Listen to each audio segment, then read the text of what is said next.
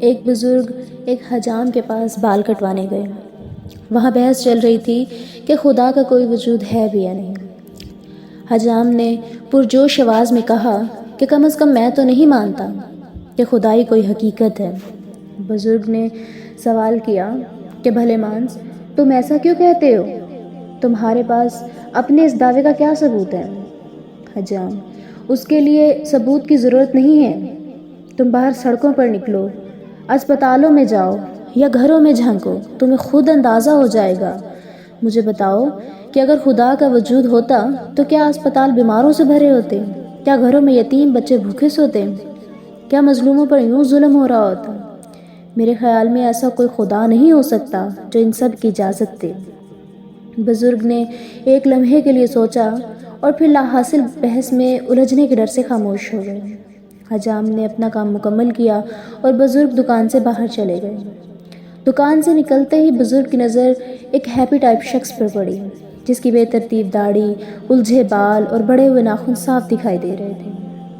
مجموعی طور پر وہ شخص بہت گندا دکھائی دے رہا تھا۔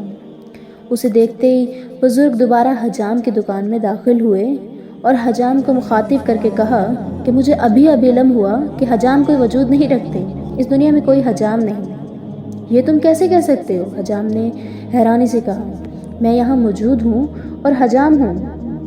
نہیں، بزرگ نے مسکراتے ہوئے وضاحت کی، اس دنیا میں کوئی حجام موجود نہیں ہے، کیونکہ اگر اس دنیا میں حجاموں کا کوئی وجود ہوتا تو سڑک پر موجود اس الجھے بالوں، بے ترتیب داڑھی اور لمبے بالوں والے آدمی جیسا کوئی شخص دنیا میں نہیں ہوتا۔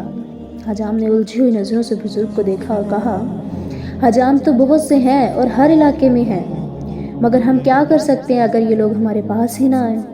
بزرگ نے دانشمندانہ نظروں سے حجام کو دیکھا اور کہا، میرا خیال ہے کہ اب تم سمجھ گئے ہوں گے کہ خدا کا وجود ہے۔ ہوتا یہ ہے کہ لوگ اس کے پاس نہیں جاتے، اس سے مدد نہیں مانگتے، اس کے اصولوں کی پاسداری نہیں کرتے۔ میں گواہی دیتی ہوں کہ اللہ تعالیٰ ایک ہے، اس کا کوئی شریک نہیں، اور گواہی دیتی ہوں کہ محمد صلی اللہ علیہ وآلہ وسلم اللہ کے بندے اور رسول ہیں۔ جزاک اللہ خیرا کثیر۔